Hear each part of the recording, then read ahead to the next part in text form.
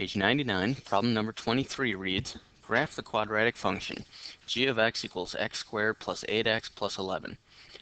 Now there's a couple different ways we could graph this. We could plot some points, do choose x, find y, make a table of values, get some points. We know it's going to be a parabola opening upward. Or, if I rewrite this a little differently, we can know right away what the vertex will be of this parabola. So let's just start by rewriting this. G of x is equal to x squared plus 8x, and then I'm going to leave a little space and write plus 11. Now, why on earth did I do that? Well, leaving this space here, what I want to do is something called completing the square. I'm going to write something in here so that these first three terms can be factored. And to figure out that something, here's what I do. Here's my method every time. If I have a 1 in front of my squared term, if this coefficient is 1, what I do is I look at my x coefficient, this number 8. And we can always take half of that number and square it. Well, half of 8 is 4.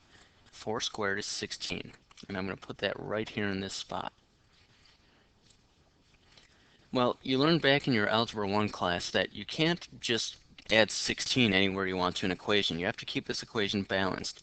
So if I just write over here on this far right side minus 16, notice the net effect of plus 16 and minus 16 is 0. We're, in a sense, not adding anything to this equation. We're keeping our equation as is.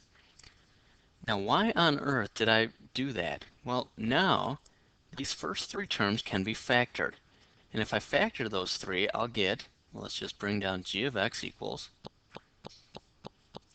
x squared plus 8x plus 16 can be factored as x plus 4 times x plus 4, which I can write as x plus 4 quantity squared. These last two terms, 11 minus 16, I can just combine and write as minus 5. Now, the whole reason we completed the square here is because now I can tell what my vertex is right away.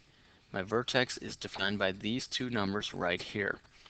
So my vertex, careful, it's not 4, negative 5. It's actually going to be, we'll write our vertex is going to be negative 4, comma, negative 5.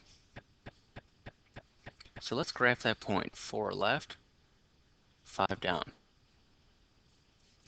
So now I know, because it's x squared, I know it's a parabola. It's a positive 1 in front, so it's going to be opening upward.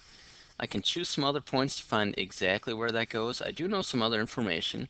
This plus 11 way up here tells me my y-intercept is at 11, so I know there's a point here. And because this parabola is symmetrical, I know there's a similar point right here. So this parabola is going to open upward. Let me try to hit those points. It's going to go through those points and go on forever.